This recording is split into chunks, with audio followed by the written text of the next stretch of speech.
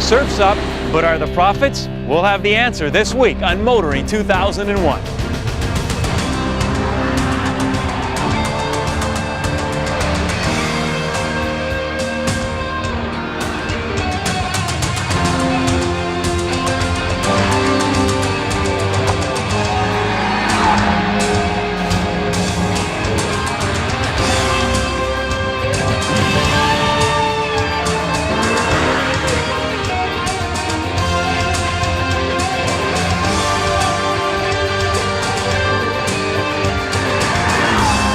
TSN's Motoring 2001 is brought to you by Quaker State Motor Oils, formulated for the vehicles you drive and the way you drive them.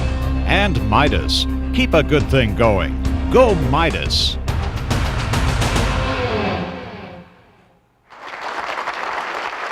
We are going to have lunch in a few minutes. We got the check from Renault this morning, so we're springing for lunch.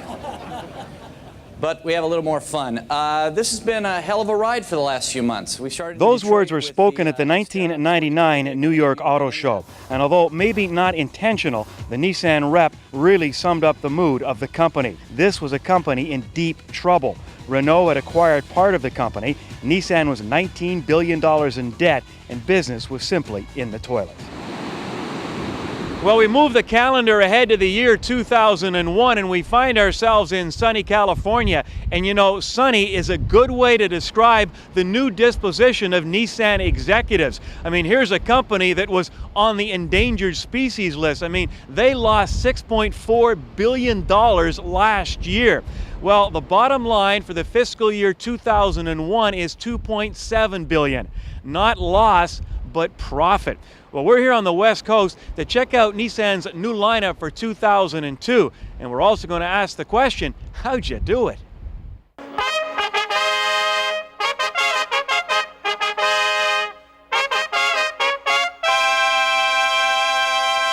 We've had some tough times, and it was some of the product we had wasn't hitting the market square on. And we were out here about two and a half years ago introducing the new 2000 Maxima, Xterra, and the Frontier Crew Cab. And I would like to say that was really the start of our turnaround at that time. We developed product that was right for the marketplace, and we've proven that. Well, yeah, I mean, obviously, if you got great product and you're mismanaged, you can screw it up. And they certainly, they had a combination of things. They had a lot of product that just wasn't going anywhere. They weren't really dead. I mean, they were selling a lot of cars. I mean, take a look at total volume. They weren't exactly, even including the declining sales on the Altima, they were still at, a few 100,000 vehicles. That ain't mashed potatoes. The way you cut costs is you cut bodies and you cut buildings, and you change supplier relationships, guaranteeing contracts with their suppliers, cutting the number of suppliers, I think, to about 800 from more than 1,200. And of course, they've cut bodies. So there's 5 plants gone, 26,000 jobs gone, and they're putting plants in places where they can make money and where there is growth. And the critical thing in any car company is you got to be competitive in the United States, and especially in the truck market. So they're building a truck plant. For Nissan, we've been very active in the compact truck market with our Frontier. We've innovated heavily with that vehicle over the last 2 or 3 years. Next year, we'll add the first long bed crew cab in the U.S. market in the Frontier. So we've innovated very heavily in the compact market, and at the same time, we've broken ground on our new assembly plant in Canton, Mississippi, to prepare us to enter the full-size truck market in 2003. So we'll be fully represented going forward in all facets of the truck market. Now, the car market and the truck market in North America is pretty stable. It's not growing dramatically. The only way to pick up numbers is to steal numbers from somebody else. And that's where, of any group of car companies in North America, the domestics are the most vulnerable. Most domestic manufacturers don't make anything on their cars to speak of. They make most of their profits on trucks. When we have looked at the marketplace for us and where we want to target, it's square on with Camry and Accord. Here, they are selling each about 400,000 units a year. Our car in the past with Altima has been selling about 140,000 from one side and about 110,000 from Maxima on the top side. So we're going right for the square, the middle part of the marketplace where Camry and Accord are at. Look at this Altima that we're testing now. This car is is light years ahead of virtually any product offered in that segment by the domestic manufacturer. So I don't expect Nissan to pick up share from Honda or Toyota. I do expect them to pick up share from the domestics. Product's all important in the car market, and these new products are very important to us. There's lots of brands and lots of products out there, but if you build products that are true, that have a really clear stance or a clear idea behind them, and you can communicate that, people will understand it and they'll react positively to it. Pathfinder's a prime example of that. So is Maxima. So those are vehicles where people understand them, they're true to themselves, and they will come. They will buy, and they will enjoy. The secret for us to maintain our profitability is to keep the momentum going that we currently have, and we had tremendous success last year, as I indicated, from a profitability point of view. We've got great products coming in 2002. We've got a lot of terrific products coming after that. Under the Nissan Revival Plan, we will have 10 new products in North America over the next 3 years, and that's good because the competition's not standing still either. So we've still got a hill to climb.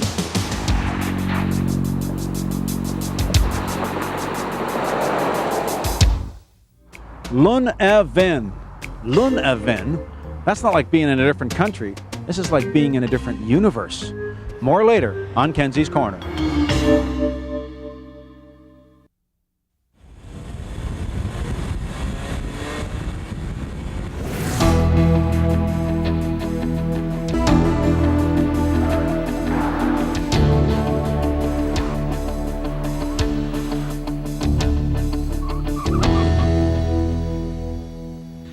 You know, since coming to Canada, Kia have been maligned by many, yours truly included. I didn't think very much of the Sportage and made no bones about it. However, Kia want to change that perception, and they hope that this new Magentis is the very vehicle to do that. From a styling perspective, Kia has managed to instill an upscale appearance without making the new Magentis look too formal. Riding on a 106.3-inch wheelbase, the car also brings balanced proportions and plenty of interior space. You know, the part of the Kia Magentis that really does impress, aside from all of the luxury you get, power locks, windows, mirrors, cruise control on the steering wheel, decent set of dials, great sounding radio, and an efficient climate control system. You also get comfortable seats that have got plenty of adjustment. The item that really does impress, however, is the quality of the interior materials. These things would put many so-called luxury manufacturers to shame. Magentis rides on a fully independent double wishbone suspension with roll bars at both ends. While this design does bring reasonable balance, the bias towards a comfortable ride shows up in the form of body roll, such that you feel as though you are manhandling rather than finessing the car through the transitions, as was evident in the pylons. That stated, understeer is well within acceptable limits, and the power-assisted rack and pinion is nicely weighted and fairly fast to respond. Whew! That horrible noise and slide are all because this car does not have anti-lock brakes. If Kia want to be considered a serious player in this market, ABS should be on their list. It should certainly be on yours. If you want ABS, they are an option on the LX V6 and only standard on the top-of-the-line model, which means an extra $4,000. Other than that, the four-wheel discs do bring short stops and the pedal is easily modulated.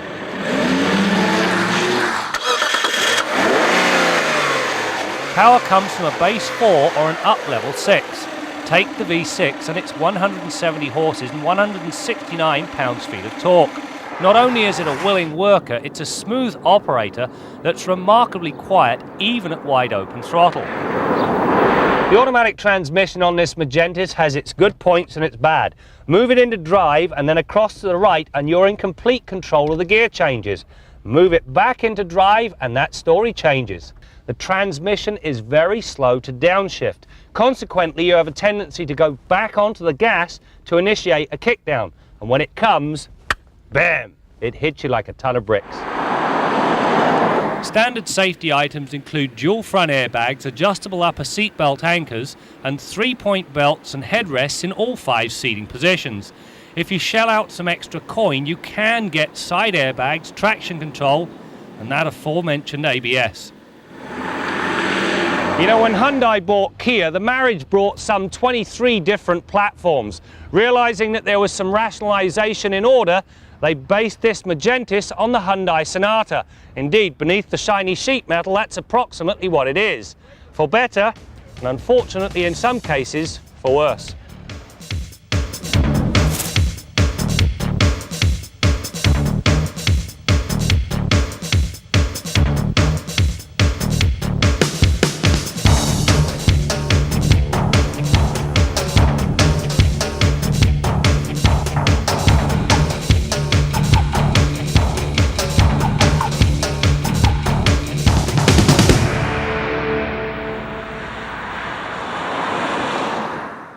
In an attempt to get to the younger, hipper crowd, Mazda is set to launch a limited edition, as in only 250 cars, protege that goes by the name of MP3. In the zoom department, the car has received an extensive makeover.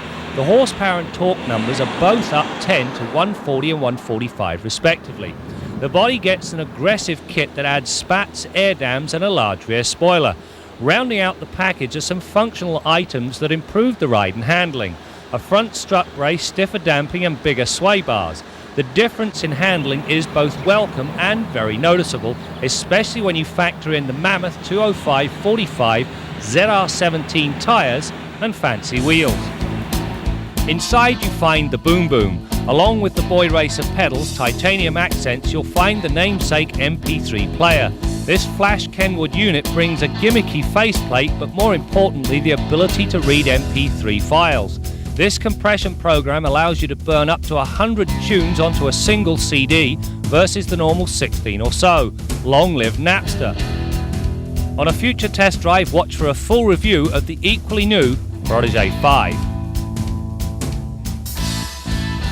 Our Midas tip of the week concerns tire inflation pressures. You've probably heard me harping on this show about the importance of making sure your tires are not underinflated.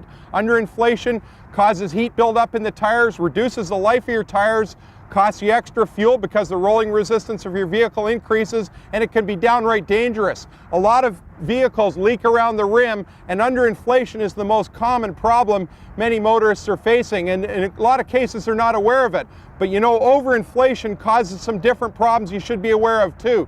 It's important that you get a good quality tire gauge that's calibrated in PSI and in kilopascals, because a lot of people make mistakes when trying to make that conversion and end up with their tires overinflated when they go to the gas station. Now, for example, on this Suzuki vehicle, they call for 36 PSI in the rear and 26 in the front. So there's some big differences there too, depending on the vehicle and the position of the tire on the vehicle.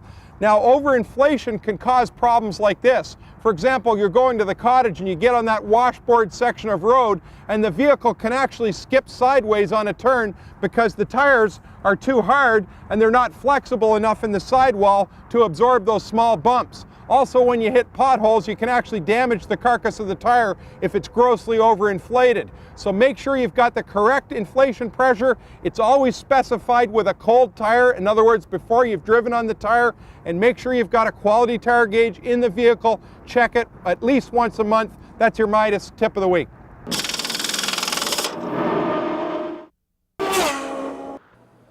It may not be like winning the lottery, but after spending a good portion of his life fixing cars, Dave Webb feels like he's hit the jackpot. Working for a high-end dealership in Toronto, Dave works exclusively on Rolls-Royce vehicles. Certainly, to get experience, I worked on, whatever was available to work on, family cars. Parents drove Mercuries and so on, but Rolls has always had a special spot for me. I always sort of figured that Rolls is the top, and that's what I set my sights for. That's what I wanted to be able to take apart and put together, was a Rolls. I've got 3 cars. I've got a 1938 Rolls-Royce Phantom 3, a 1972 Silver Shadow, and a 1965 Plymouth Barracuda. My parents passed away a couple years ago, and I was in a position where I was able to buy them from their estate and carry the flame, so to speak. A lot of people think of Rolls-Royce as a symbol of success, which unfortunately, due to the cost, that is a sort of a requirement, for some people. But I just like them because it's the right way to build a car. If you were set out and cost was no objective, how would you do it? And I would like to think that that's the right way that you could put it together.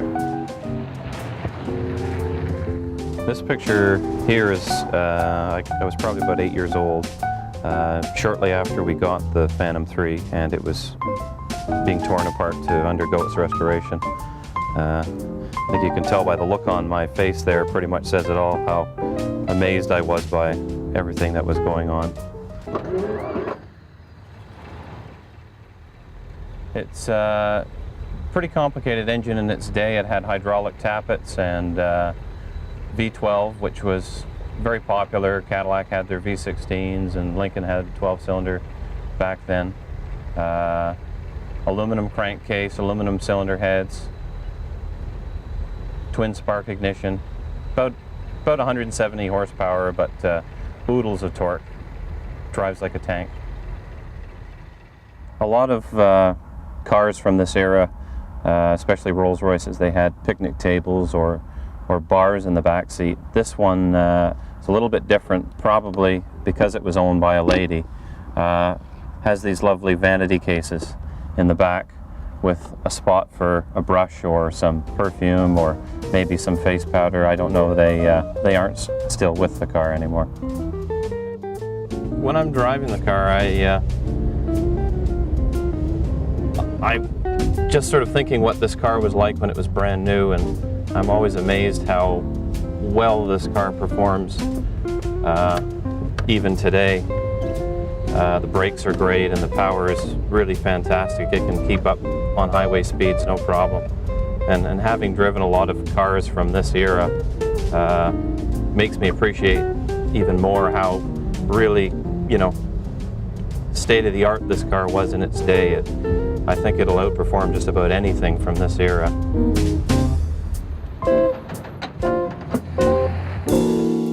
Well, it doesn't get any better or more beautiful than this, the coast of California. And we're in the Carmel region, and I'm sitting on the back of one of my favorite pickup trucks. You saw it earlier in the program, the 2002 Nissan Frontier Crew Cab. This one has the long bed. As you probably guessed, Bill Gardiner doesn't agree with me. He is strictly a full-size pickup truck kind of guy. But I don't know, I just think this truck kind of fits this West Coast lifestyle. Skateboards and surfboards and rollerblading. Well, we're now going to join Bill in the Quaker State garage, and I'll guarantee you one thing about our Bill Gardiner. He wouldn't be caught dead on rollerblades wearing spandex shorts. Well, I'll tell you, Brad, if you ever see this guy in spandex pants, it'll be because somebody dressed me up in them and then stuck me in a pine box and put a lot of flowers around me. But you know, the rollerblades, I got a pair for my birthday and it didn't take me long to figure them out. But I'll tell you, I haven't figured one thing out yet, that's how to stop. You know, if it wasn't for my truck being here and a little friction on the wheels, I don't think I'd ever stop. And you know, the other day I ended up with some pavement rash. But you know, when you talk about friction in an engine, friction is one thing you're always fighting. And using a quality motor oil helps reduce friction. Now, when you're selecting a quality motor oil, you've got a lot of different viscosities to choose from, and it can be dizzying for many motorists to try and pick out the right one. You've got 530, 1030, 1040, 2050. When you talk about viscosity, these numbers on the oil container refer to the viscosity. The higher the number, the higher the viscosity. High viscosity oils are thicker and they provide more of a cushion between the parts, but they also produce a bit of drag in the engine.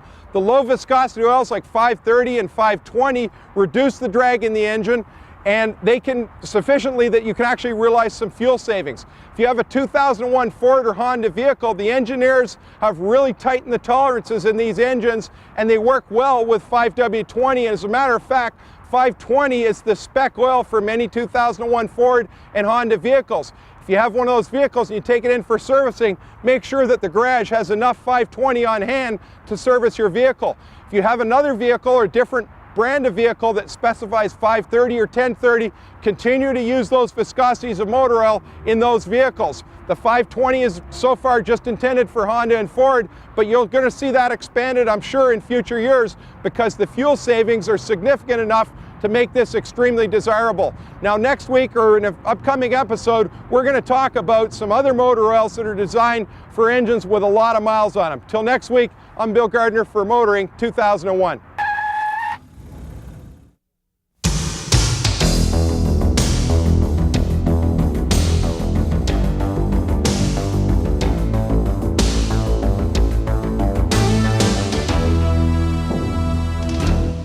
We're here in Quebec, La Belle Province, where the drivers have been known to get on the gas a little bit. Well, not if their current Minister of Transportation has his way. The Honorable Guy Chevrette, and that's Chevrette with an R, of the Parti Québécois, is criticizing car makers for building cars that actually exceed the speed limit. Well, duh! Have you been on a highway in your province recently, Mr. Chevrette? Your drivers hit the speed limit twice a day, once on the way up and once on the way down. And yet they're amongst the best drivers in the country, and they do have the highest belt wearing rate in the country. And that's the sort of thing that matters in traffic safety. You're concerned about killing your citizens? Well, concentrate on the drunks, concentrate on the people who aren't wearing their seatbelts, concentrate on the idiots behind the wheel, because that's the kind of thing that's causing the problem. Speed isn't the problem, speed is the objective. In Germany, where the average speeds are 20 miles an hour faster than our freeways, their death rate's about the same. It's just not the issue. We had Ralf Schumacher, the Formula One racing star, on the show recently, and he said the thing that scares him most about driving in North America is how slow everybody goes. They got way too much time on their hands, so they're eating their lunch and sending a fax and drinking their coffee and talking on the cell phone, sometimes all of the above at the same time.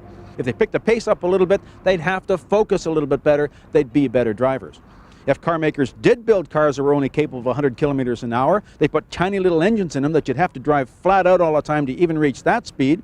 The fuel consumption goes out the window. The emissions get worse, not better. They start taking money out of the suspension, tires, and brakes, and you have cars that are less safe, not more safe.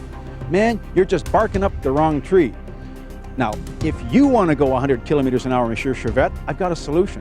Because I've got a Chevrette in my backyard I'll be more than happy to let you have. I'm Jim Kenzie.